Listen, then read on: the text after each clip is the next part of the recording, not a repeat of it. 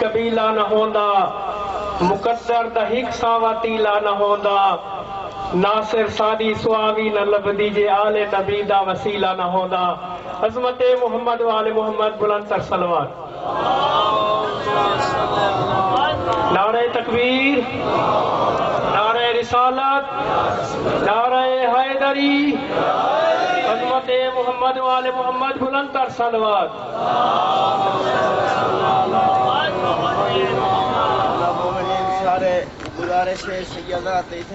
الرحیم،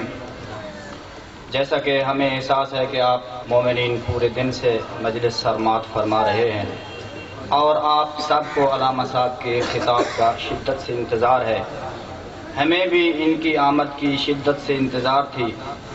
اس لیے کہ انہی کے بارے میں امام نے فرمایا تھا کہ انہم حجتی علیکم وانا حجت اللہ علیہم، گویا کہ یہ ایک فقیہ اہل بیت ہیں۔ جب ہم ان کو دیکھتے ہیں تو ہمیں دلی اور قلبی اطمینان حاصل ہوتا ہے، تو ساتھ ہمیں یہ دیکھ کر بھی اپنی ذمہ داریوں کا احساس ہوتا ہے کہ ہم نے بھی کچھ اپنی لیاقت کے مطابق ضرور کرنا ہے۔ تو میں ان کی موجودگی میں آغا صاحب قبلہ سے اجازت لیتے ہوئے آپ کو اپنے مدرسہ کے سال بھر کا آمدن اور اخراجات کی تفصیل بتاؤں گا، تاکہ جو ہماری مالی معاونت کرتے ہیں ان کی تشفی ہو جائے اور جو نہیں کرتے ان کے دل میں ایک شوق پیدا ہو، اور جو مالی معاونت نہیں کر سکتے ان کی معلومات میں اضافہ ہو جائے۔ تو صلوات پڑھیں محمد و آل محمد۔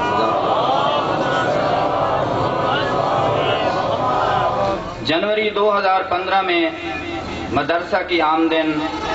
24,158 روپے ہوئی، جبکہ اس ماہ میں خرچ 72,570 روپے ہوا۔ یوں مدرسہ میں جو کمی ہوئی اخراجات کی وہ ہے 48,592 روپے۔ پھر فروری کے مہینہ میں آمدن 61,551 روپے ہوئی، جبکہ خرچ 82,110 روپے ہوا۔ یوں پھر اخراجات میں اضافے کی وجہ سے 20,559 روپے مدرسہ کو کمی لاحق ہوئی۔ یوں جنوری اور فروری کا کل کمی ملا کر 69,151 روپے بنے، لیکن جب مارچ کا مہینہ آیا تو یہ جو ہمارے مدرسے کا سالانہ جلسہ ہوتا ہے، یہ ہمارے مدرسے کی علا کل حال سب سے زیادہ معاونت کا وسیلہ بنتا ہے۔ تو مارچ میں ہمیں آمدن ہوئی 3,74,329 روپے، جبکہ اس مہینے میں خرچ 1,02,491 روپے ہوا۔ یوں مدرسے کو اسی ایک ماہ میں 2,71,838 روپے بچت ہوئی، جبکہ پچھلے 2 ماہ میں جو کمی ہوئی تھی وہ تھی 69,151 روپے۔ گویا اضافہ سے کمی کو نکال کر مارچ میں جو ہمیں کلی طور پر بچت ہوئی وہ ہے 2,02,627 روپے۔ اپریل کے مہینہ میں 40,344 روپے آمدن ہوئی، جبکہ خرچ 50,592 روپے ہوا۔ تو گویا جو کمی ہوئی وہ 10,248 روپے تھی، لیکن چونکہ ہمارے پاس مارچ میں بچت تھی تو گویا بچت میں جب کمی کو نکالا تو نتیجہ کے طور پر ہمارے پاس 1,92,439 روپے بچت تھی۔ مئی کے مہینہ میں گندم کی آمد کی وجہ سے آمدن 1,18,886 روپے ہوئی، جبکہ خرچ 78,243 روپے ہوا۔ تو گویا اس مہینے میں جو بچت ہوئی وہ تھی 40,643 43 روپے، اور پہلے والی بچت سے ملا کر کل بچت ہو گئی 2,33,082 روپے۔ پھر جون کے مہینہ میں ہمارے پاس جو گندم آئی تھی زکوٰۃ کی شکل میں، وہ کچھ فروخت کی تو آمدن ہوئی 1,44,623 روپے، اور خرچ ہوا 1,35,131 روپے۔ اس مہینے میں بچت ہوئی 9,492 روپے، اور پہلے والی بچت سے اس بچت کو ساتھ ملایا تو کل بچت بن گئی 2,42,574 روپے۔ صلوات پڑھیں محمد وآل محمد۔ پھر جولائی کے مہینہ میں 1,06,164 روپے آمدن ہوئی، جبکہ خرچ 99,374 روپے ہوا۔ گویا اس ماہ میں ہمیں بچت 16,790 روپے، اور پچھلی بچت سے ملانے سے کل بچت بن گئی 2,59,364 روپے۔ پھر اگست کے مہینے میں 1,21,487 روپے آمدن ہوئی، جبکہ اس کے مقابلے میں خرچ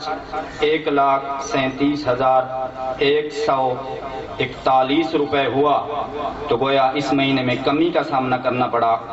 15,654 روپے۔ چونکہ ہمارے پاس پہلے سے بچت موجود تھی، تو جب بچت میں سے کمی کو نکالا تو پھر ہمارے پاس جو بچت بنی تھی وہ تھی 2,59,364 روپے۔ پھر ستمبر کے مہینہ میں آمدن صرف 32,296 روپے ہوئی، جبکہ اس کے مقابلے میں خرچ 60,672 روپے ہوا، تو گویا کمی کا سامنا کرنا پڑا 28,376 روپے۔ لیکن سابقہ بچت بحمدللہ کافی تھی، تو جب ہم نے بچت سے کمی کو منہا کیا تو ہمارے پاس بچت تھی 2,15,334 روپے۔ پھر اکتوبر کے مہینہ میں آمدن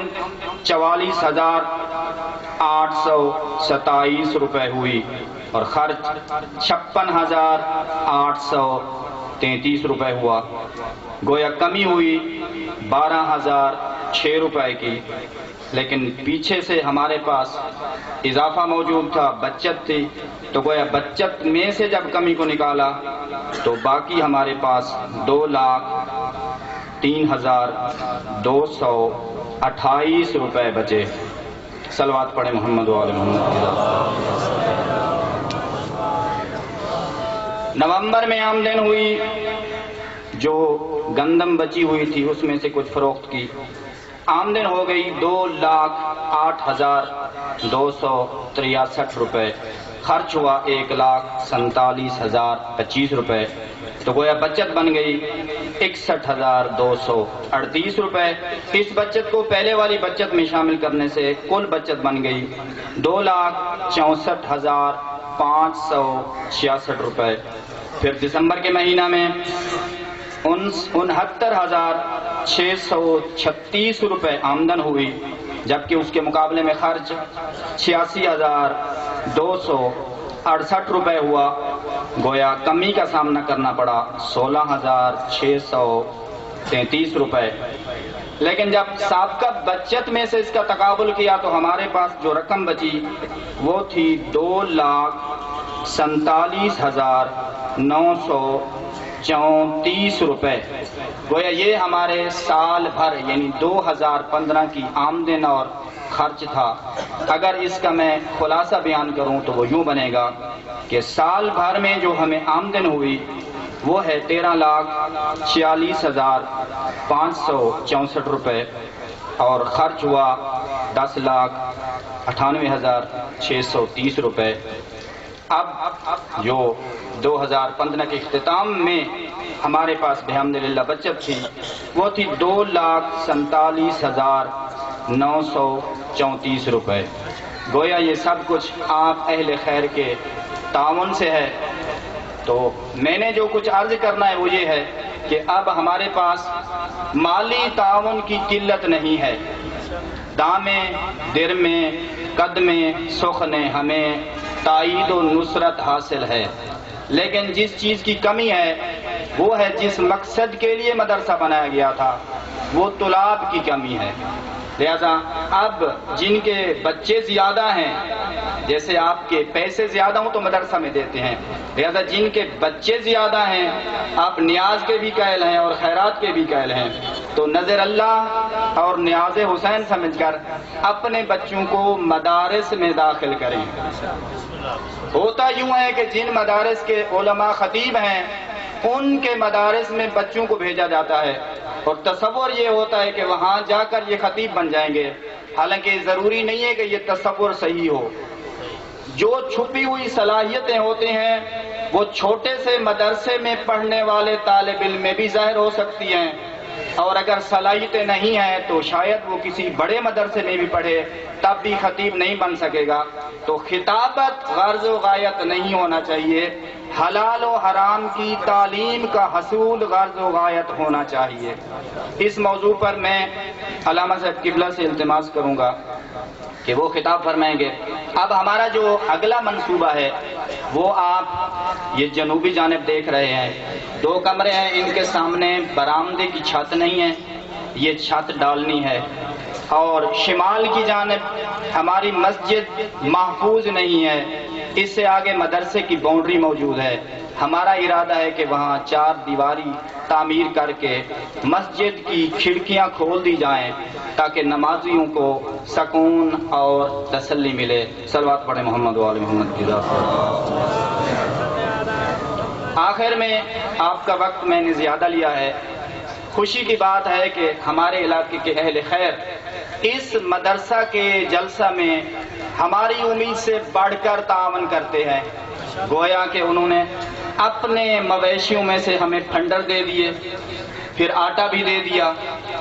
سب کچھ دے دیا، اور علماء کرام کی گویا انہوں نے نیازیں بھی ادا کر دی ہیں۔ یہ ان کا گویا ہم پر ایک اور احسان ہے، تو میں اس لیے ان کے احسان کا اظہار کر رہا ہوں کہ من لم یشکر الناس لم یشکر اللہ۔ اگر میں ان کا شکر ہی ادا نہیں کروں گا تو گویا شاید خدا بھی ناراض ہوگا۔ تو آخر میں مدرسہ کے مرحومین کے لیے بآواز بلند صلوات۔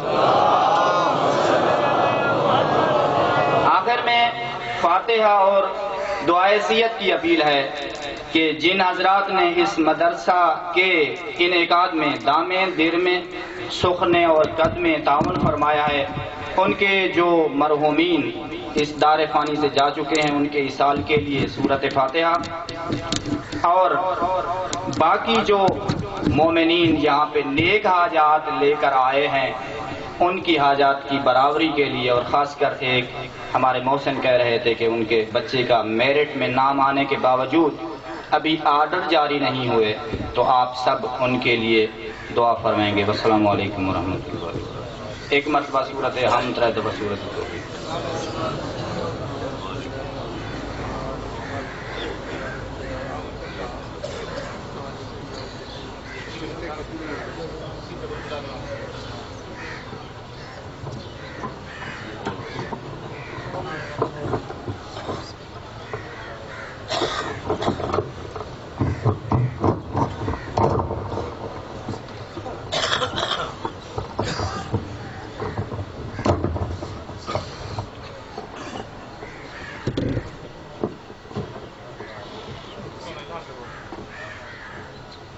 سارے مومنین کو اپیل ہے کہ جی میں اگے دل کھول کے سارے مدرسے جناب تعاون فرمائیں دے، مہربانی کرے سو حلال کمائی دے وچ طالب علم کی کو کر کے زیادہ طالب علم کی کو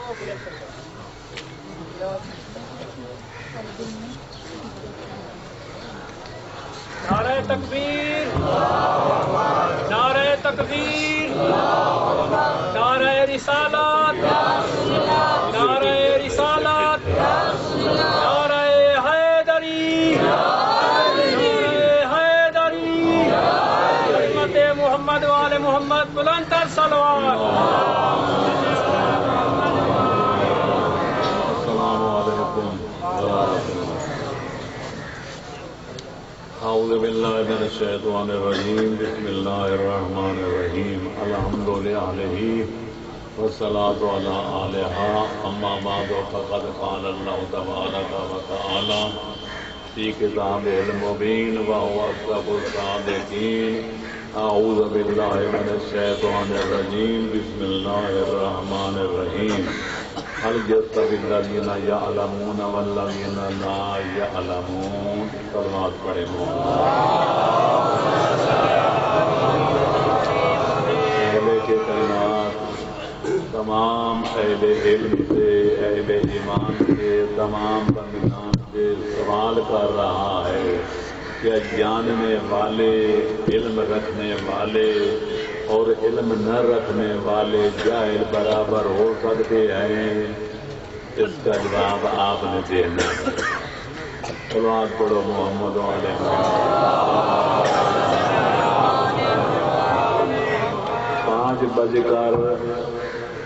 5:35 ہو چکے ہیں، میرے پاس آئیں انشاءاللہ 25 منٹ آپ کی خدمت کرنے کے لیے۔ میں بھی تھکا ہوا ہوں اور آپ بھی تھکے ہوئے ہیں، تھکے ہوئے کو تھکانا دانش مندی نہیں ہے۔ خیر الکلام ما قل و دل، مولا فرماتے ہیں بہترین کلام وہ ہوتا ہے جو مختصر ہونے کے ساتھ مفید مطلب بھی ہو، نتیجہ خیال بھی ہو۔ تو میں عرض کروں گا کہ لوگوں کے معیار الگ الگ ہیں، کوئی کہتے ہیں مال و دولت فضیلت کی بات ہے، کوئی کہتے حسن و جمال معیار فضیلت ہے، کوئی کہتے ہیں دنیا کا جاہ و جلال معیار عظمت و جلالت ہے۔ اتنے منہ اتنی باتیں، لیکن اللہ کا قرآن پڑھا جائے، شہادہ معصومین کا فرمان پڑھا جائے، آپ بزرگان دین کا کلام پڑھا جائے تو یہ حقیقت روز روشن سے بھی زیادہ واضح نظر آتی ہے کہ اللہ کے قرآن اور 14 کے فرمان کی روشنی میں دو چیزیں معیار عظمت و جلالت ہیں، ایک کا نام ایمان ہے اور دوسری چیز کا نام علم و عرفان ہے۔ صلوات پڑھیں محمد علیہ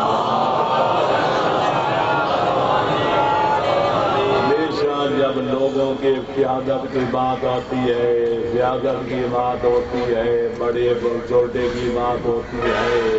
ہر بندہ اپنے اماموں کی اپنے پیشواؤں کی مد و ثنا کرتا ہے۔ کوئی کہتے ہیں پرانا مالدار زیادہ تھا، کوئی کہتے ہیں پرانا خوبصورت زیادہ تھا، کوئی کہتے ہیں حاکم اعلیٰ اچھا تھا، لیکن ہم نے ہر دور میں پہلی صدی سے لے کر آج 15ویں صدی تک ہمیشہ اس بات پر فخر کیا ہے کہ ہمارے اماموں جیسا کائنات میں کوئی مومن کامل نہیں تھا اور آل محمد جیسا کائنات میں عالم علم لدنی نہیں تھا۔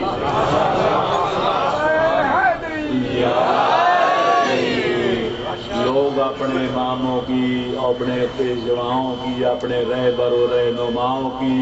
تعریف کرتے ہیں کہ وہ مومن تھے، وہ معامل و ایمان تھے،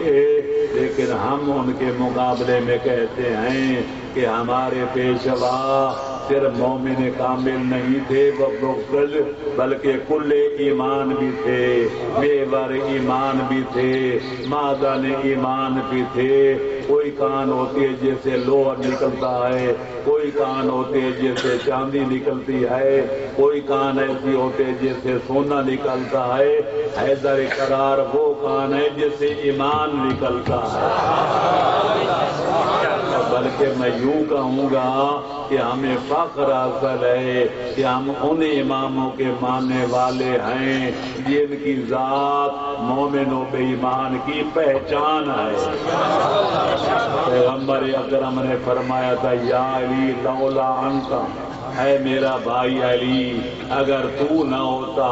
تو دنیا کو پتہ کیسے چلتا مومن کون ہے بے ایمان کون ہے۔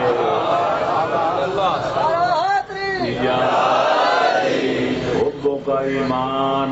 व कुफ्र का शिर्क व निफाक व बुग़्ज़ को कुफ्र व निफाक। या अली तेरी मोहब्बत का नाम ईमान है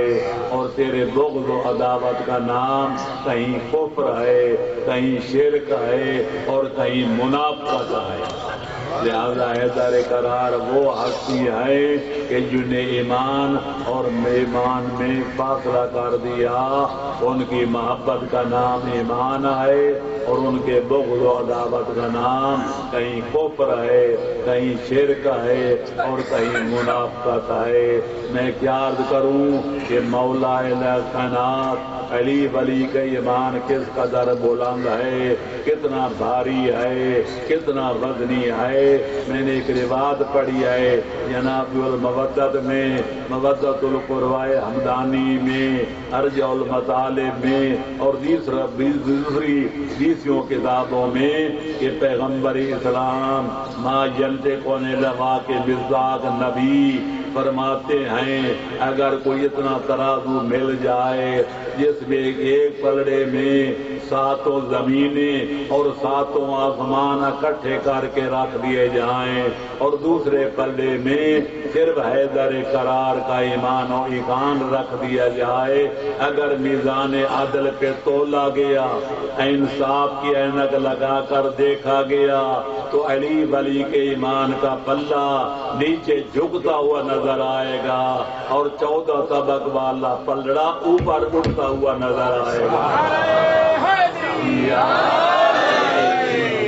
उस अली वली के इल्म की और ईमान की अजमत का कौन अंदाजा लगा सकता है जिसका ईमान और जिसके इल्म 14 तबकों से भी ज्यादा वज़नी नजर आए। यही वजह है कि मौलाए कायनात में मकाम फख्र में फरमाया था कि रज़ीना किस्मत अल जब्बार फीना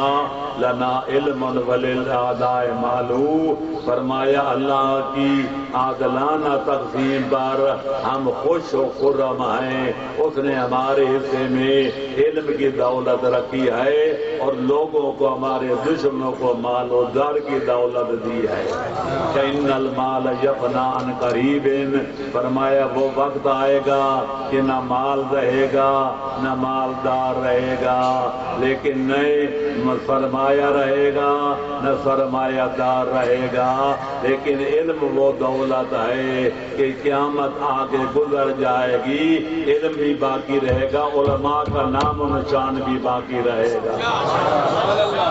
अल उलमा बाकून मा बाकी अद्दहर, जब तक क़यामत कुबरा नहीं आएगी, जब तक ज़माना कायम है, जब तक ज़मीन और आसमान का निज़ाम कायम है, उलमा का नाम भी कायम है। जब क़यामत कुबरा आ जाएगी तो फिर ज़ात खुदा रह जाएगी, बाकी हर शय खत्म हो जाएगी। सलवात पढ़ो मोहम्मद वाले मोहम्मद। ये तो सिर्फ अपने बारे में मौला ने फरमाया कि लना इल्मुन वलिल आदाए मालू। शेख उर रशी ने दिल चाहता एक जुमला करता जाऊं। शेख उर रशी जिसको अबू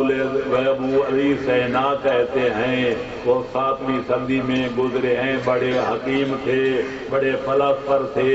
बड़े मनकी थे, बड़े अहले इल्म अकल दानिश के मालिक थे। वो कहते हैं एहतियाल कुल इलाए वस्तगनाउनिल कुल दलीलुन अल्लाहु मामुल कुल। पैगम्बर अकरम के बाद सारी कायनात के अली के दरवाजे पे जाना और हैदर करार का पैगम्बर अकरम के बाद किसी के सामने न जाना, ये दलील है कि अली सारी कायनात का इमाम भी है, पेशवा भी है और मुक्तदा भी है।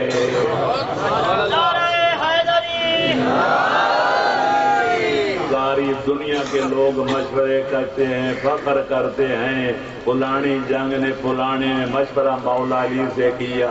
फलाने ने मसला मौला अली से पूछा, फलाने ने उकदा मौला अली से हल कराया, फलाने ने मुश्किल अपनी हैदर करार से आसान कराई। लेकिन कोई ये भी कहता है कि हैदर करार ने भी कभी किसी पर रुजू फरमाया। ساری دنیا کا انہی کا محتاج ہونا اور پیغمبر اکرم کے بعد حیدر قرار کا کسی زر پہ نہ جانا، یہ دلیل ہے کہ پیغمبر اکرم کے بعد اس آسمان کے شامیانے کے نیچے اس زمین کے فرش کے اوپر اگر کائنات کا سید ہے، کائنات کا کوئی سردار ہے، کوئی رہبر و رہنما ہے، کوئی دین و دنیا کا پیشوا ہے تو حیدر قرار ہے، کوئی اور نہیں ہے۔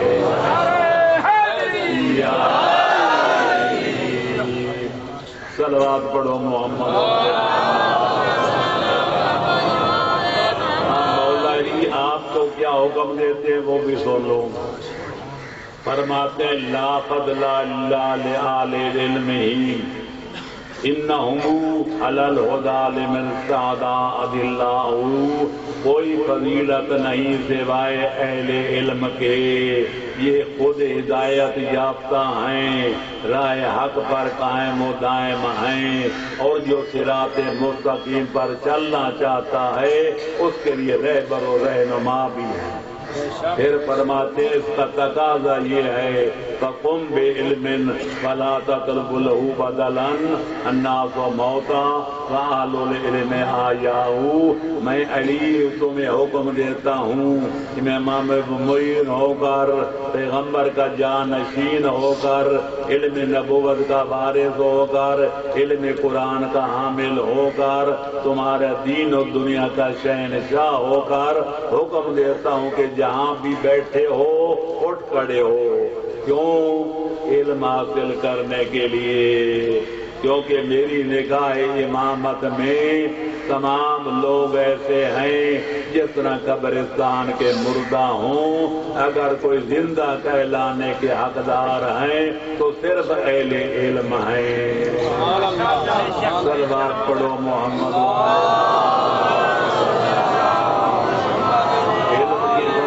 کے لیے یہ کافی ہے کہ پیغمبر فرماتے ہیں اطلب العلم من المہد الی اللحد، اے میرا کلمہ پڑھنے والوں، مجھے خاتم الانبیاء سمجھنے والوں، میں تمہیں حکم دیتا ہوں کہ پنگوڑے سے لے کر قبر کے کنارے تک علم حاصل کرنے کی کوشش کرو۔ امام محمد باقر علیہ السلام سے پوچھا گیا مولا علم کب تک حاصل کرنا چاہیے؟ امام نے بڑا عجیب جواب دیا، فرمایا جب تک جہالت بری ہے علم کا حاصل کرنا اچھی بات ہے، یوں یوں عمر بڑھتی جائے جہالت قابل مذمت ہوتی جاتی ہے، لہذا یوں یوں عمر بڑھتی جائے، کوئی بابا ہے، کوئی دادا ہے، کوئی نانا ہے، چاہیے یہ کہ اللہ کی بارگاہ میں جائے تو یہ عالم بن چکا ہو، یہ علم حاصل کرنے کی کوشش میں لگا ہوا ہو۔ صلوات پڑھو محمد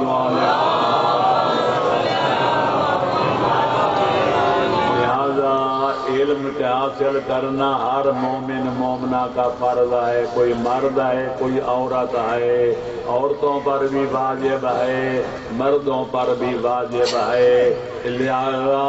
اب ساری دنیا علم پڑھنے لگ جائے، کاروبار چھوڑ کے مدرسوں میں داخل ہو جائے تو پھر نظام کائنات بگڑ جائے گا۔ ڈاکٹر ڈاکٹری چھوڑ دیں، وکیل وکالت چھوڑ دیں، ذمہ دار ذمہ داری چھوڑ دیں، پھر کمائے گا کون تے کھائے گا کون؟ اس لیے فرماتے لولا نفر من کل طائفۃ من کل فرقۃ طائفۃ منہم لیتفقہوا بالدین، کیوں ہر جماعت میں سے چند بندے نہیں نکل پڑتے تاکہ دین کی معرفت حاصل کرے، عالم دین جا کر بنے، اور باقی لوگوں کا فرض یہ ہے کہ وہ علم پڑھیں اور ان کی مدد کریں، ان کے نان و نفقہ کے انتظام کریں۔ الحمدللہ مجھے بکر کی سرزمین میں پہلے دن کوٹ لجام میں انہیں پورا گوشوارہ پیش کیا کہ سال بھر کی آمدن کتنی ہوئی کہ خرچ کتنا ہوا، پھر پرسوں مصباح الحسین کے جلسے میں میں جوابی صاحب نے گوشوارہ پیش کیا اور آج میں نے دیکھا، پہلے دیکھا پھر یہاں سنا کہ گوشوارہ پیش کیا گیا۔ ہر مہینے کی آمدن بھی درج ہے اور خرچہ بھی درج ہے تاکہ مومنین کرام کو اطمینان قلب حاصل ہو جائے کہ ان کی دولت ریگان نہیں جا رہی بلکہ برمحل صرف ہو رہی ہے۔ میں کہتا ہوں جہاں بھی خمس دیا جائے، جہاں بھی زکوٰۃ دی جائے، جہاں بھی صدقہ و خیرات دیا جائے، شک ہوتا ہے فلانا مومن تھا کہ نہیں، فلانا سید زادہ جو ہے وہ نیکوکار تھا کہ نہیں، صحیح العقیدہ رکھنے والا تھا کہ نہیں، فلانے لیکن مدارس دینیہ جن کی سرپرستی امام زمانہ فرما رہے ہیں، یہاں سادات بھی پڑھتے ہیں، غیر سادات بھی پڑھتے ہیں، خمس کے حقدار بھی پڑھتے ہیں، زکوٰۃ لینے والے مستحق بھی پڑھتے ہیں۔ یقین سے کہا جا سکتا ہے کہ یہاں دینے والوں کی زکوٰۃ بھی قبول ہے، خمس بھی قبول ہے اور صدقات و خیرات بھی منظور و مقبول ہیں۔ میں عرض کروں گا بخاری کتابوں میں بڑے تفصیل میں جانے کا وقت نہیں، کوئی صدقہ دیا جائے ایک ثواب 10 گنا ملتا ہے، کوئی ایسے چار خیر بھی ہیں کہ اگر 1 روپیہ خرچ کیا جائے 70 روپے کا ثواب ملتا ہے، لیکن اگر طالب علموں پر علماء دین پر خرچ کیا جائے تو 1 روپے کا ثواب 700 روپے کے برابر ملتا ہے۔ لہذا یہ بڑا سستا سودا ہے، اللہ کے ساتھ تجارت ہے۔ معصوم سے پوچھا گیا حضرت صادق آل محمد سے کہ مولا آپ کا ہاتھ تنگ ہو جائے تو آپ کیا کرتے ہیں؟ فرماتے ہیں اللہ سے تجارت کرتے ہیں۔ مولا کس طرح؟ فرمائے جو کچھ ہمارے پاس ہوتا ہے وہ اللہ کی راہ میں دے دیتے ہیں اور اللہ تعالی 10 گنا ہمیں کر کے واپس لوٹا دیتا ہے۔ لہذا اللہ کے ساتھ سودا کرنا سیکھو، یہ ایسا سودا ہے جو کئی گنا خالق اکبر واپس کرتا ہے اور لیکن سود بھی نہیں بنتا۔ دنیا میں پیسہ لیا جائے 100 روپے لے کر 125 لے جائے تو حرام ہوتا ہے، باعث دگنے جان ہوتا ہے، لیکن اللہ تعالی 1 روپے کے بدلے 700 روپے کا ثواب بھی دے دے، اس کا فضل ہے، اس کا کرم ہے، اس کی رحمت ہے، اس کی برکت ہے، بندہ نوازی ہے، کرم نوازی ہے۔ لہذا یہ دینی مدارس کیا ہیں؟ امام زمانہ کے فوجی تیار کرنے کے مراکز ہیں۔ انشاءاللہ یہاں سے جو آپ پیسہ خرچ کرتے ہیں انشاءاللہ امام زمانہ کی نظر میں آپ انصاران حسین میں شامل کیے جائیں گے اور ناصر دین کے مقدس نام میں، مقدس فہرست میں آپ کے نام درج کیے جائیں گے۔ اللہ کرے ہمارا نام امام زمانہ کے انصار و اعوان کی مقدس فہرست میں درج ہو جائے، اور جو خلوص نیت سے کہتے ہیں یا لیتنا کنا معکم فنفوز فوزا عظیما، صادق آل محمد فرماتے ہیں جو بعد میں کربلا کے واقعہ کے پیدا ہوئے اگر صدق نیت سے کہہ دیں اے کاش کہ ہم کربلا کے میدان میں ہوتے تو امام علی مقام کی آواز استغاثہ پر لبیک کہہ کے اپنی جانوں کا نذرانہ پیش کر دیتے۔ خلوص نیت کے ساتھ یہ جملہ زبان سے جاری کر دیا جائے، بروز قیامت اس بندے کا حشر نشر امام علی مقام کے ان اصحاب میں ہوگا جو خون خاک میں لتڑی ہوئے معشور ہوں گے۔ اللہ کی رحمت بہانے ڈھونڈتی ہے، کوئی قیمت نہیں مانگتی، جیسے کہ مولانا کہہ رہے تھے جو پیسہ دے سکتا ہے پیسہ دے، جو زکوٰۃ و خمس دے سکتا ہے وہ زکوٰۃ و خمس دے، جو صدقہ دے سکتا ہے صدقہ دے، جو نہیں دے سکتا کچھ بھی نہیں ہے وہ بھی مشورے دے کر مدرسے کی ترقی میں حصہ ڈالے، اور جو لڑکے پڑھا سکتا ہے آپ کہہ سکتے ہیں کہ دین پڑھیں گے تو روٹی کہاں سے کھائیں گے، میں کہا کرتا ہوں میں لاکھوں آدمی دکھا سکتا ہوں جو ایم اے پاس کرنے کے بعد بے روزگاری کا شکار ہیں، لیکن ایک چھوٹا سا مولوی آپ نہیں دکھا سکتے جو روٹی کا محتاج ہو، اور کوئی نہیں پیش نمازی کا کورس کر لے وہ بھی عزت کے ساتھ دنیا کی زندگی گزار سکتا ہے، مدرس بن جائے تو دینی مدرسے اس کو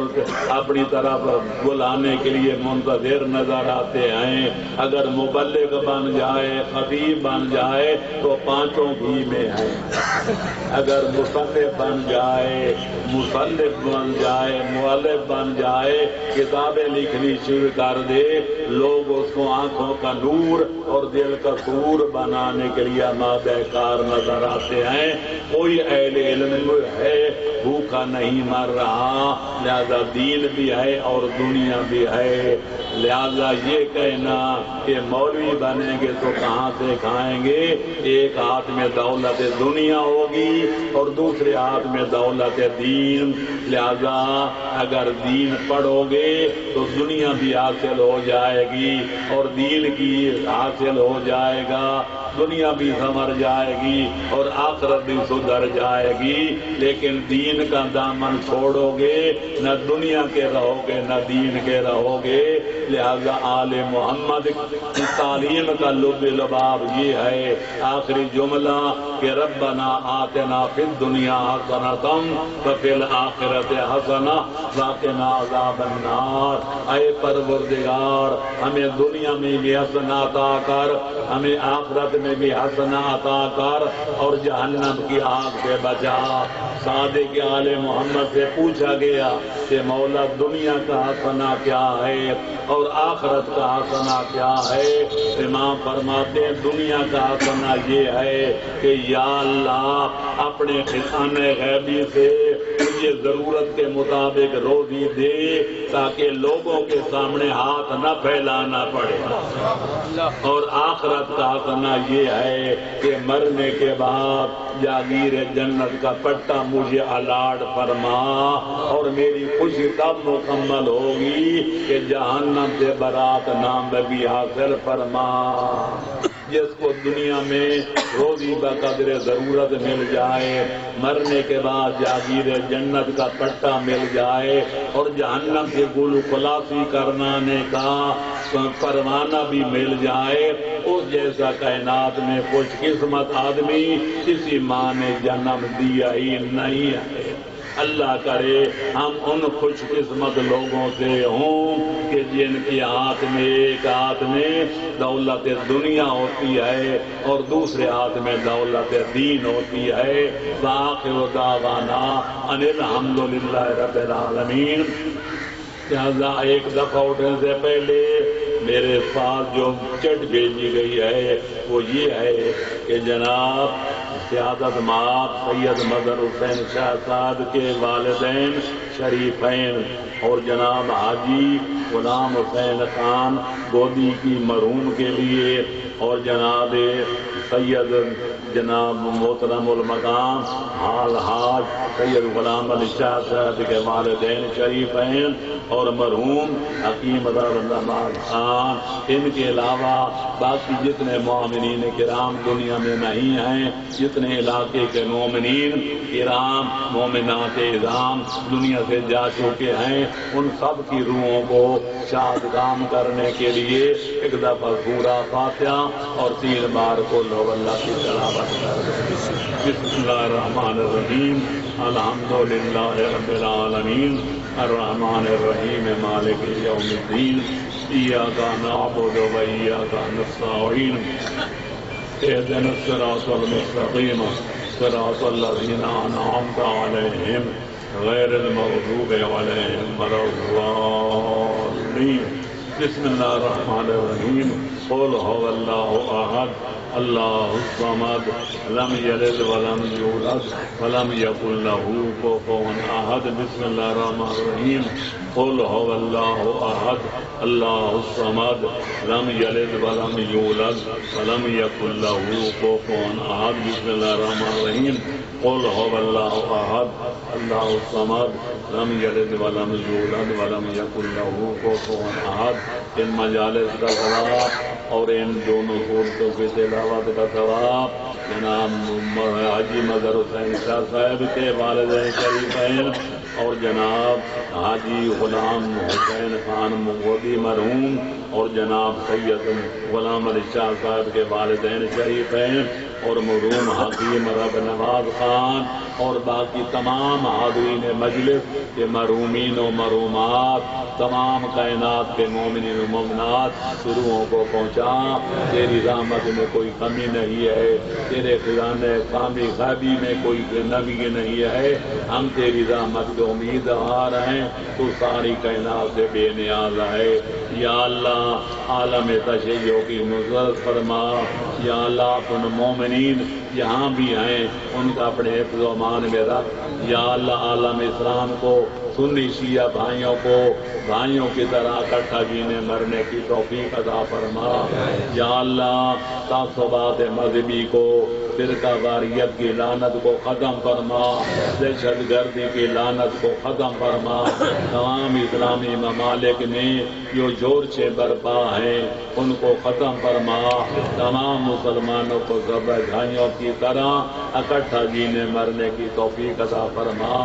یا اللہ امام زمانہ کے ظہور میں تعظیم فرما ہمارا نام ان کے انصار و اعوان کی مقدس فہرست میں درج فرما یا اللہ ہمیں آخری زمانے کے فتنوں سے بچا یہ وہ زمانہ ہے جس کے بارے میں معصومین نے ڈرایا کہ صبح آدمی مومن ہوگا شام کو بے ایمان رات کو سوئے گا تو صاحب ایمان اور صبح جاگے گا تو بے ایمان لہذا معصوم سے پوچھا گیا مولا زمانے کو در کر سکے تو مومن کہ اپنے ایمان کی سلامتی کے لیے کیا کرنا چاہیے فرمائے ایک اپنے عقائد حق کو مضبوط کرو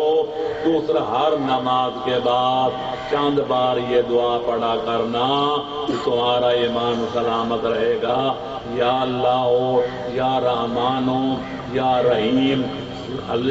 ثبت قلبی یا مقلب القلوب ثبت قلبی علی دینک اے رحمان و رحیم اے دلوں کے الٹے پلٹے والے ہمارے دل و دماغ کو اپنے دین پر ثابت قدم رکھو فرمائے جو یہ دعا مانگا کریں گے ان کے ایمان میں کوئی خلل نہیں پڑے گا یا اللہ ہماری اولادوں کو نیکوکار بنا ہمارے علم و عمل کا وارث بنا یا اللہ پاکستان کو استحکام و ترقی عطا فرما تمام مومنین کرام جہاں بھی ہیں جس ملک میں ہیں ان کا اپنے حفظ و امان میں رکھ یا اللہ بیماروں کو بیمار کربلا کا صدقہ صحت کاملہ عطا فرما جو قیدوں میں مبتلا ہیں ان کو اسیر بغداد کا صدقہ رہائی نصیب فرما جس کی جو مشکل ہے وہ مشکل کشا کا صدقہ ان کی مشکل آسان فرما جس کی کوئی پریشانی ہے اس کی پریشانی دور فرما جو طالب اولاد ہیں ان کو عروج نرین نودین عطا فرما جس کی جو پیچیدگی ہے پریشانی ہے اس کی دور فرما اور خاص طور پر ان کے لیے کہا گیا ہے کہ جناب سید محمد حسین شاہ صاحب اور جناب سید کے فیض حسین شاہ صاحب اور حاجی غلام حسین خان حاجی الطاف حسین خان کی والدہ مرحومہ ان کی مغفرت فرما حاجی عبدالمجید خان کی والدین کی مغفرت فرما اور جناب حاجی غلام حسین خان گودی ان کے پہلے پڑھا جا چکا ہے جناب ملازم حسین خان اور جناب قاسم جناب سید غلام قاسم شاہ صاحب اور ان کے سید نور زمان شاہ صاحب کی زوجہ محترمہ اور آپ خود ان کی مغفرت فرما اور تمام مومنین مومنات کی مغفرت فرما، ان کے درجات بلند فرما، آل محمد کے جوار قرآن میں جگہ عطا فرما۔ آخری دعا ہمارا خاتمہ اسلام و ایمان پر ولایت محمد و آل محمد علیہ السلام پر فرما، اور ہمارا حشر نشر چاردہ معصومین کے سچے غلاموں کے زمرے میں فرما، اور یہ مدرسہ جو حیدر قرار کے نام پر قائم کیا گیا ہے اس کو قیامت تک قائم و دائم فرما، اور مومنین کرام کو اس کے سعادت سے تعاون بڑھانے کی سعادت عطا فرما۔ ربنا آتنا فی الدنیا حسنة وفي الآخرة حسنة وقنا عذاب النار بحق النبي وآل بیتہ الأطہار۔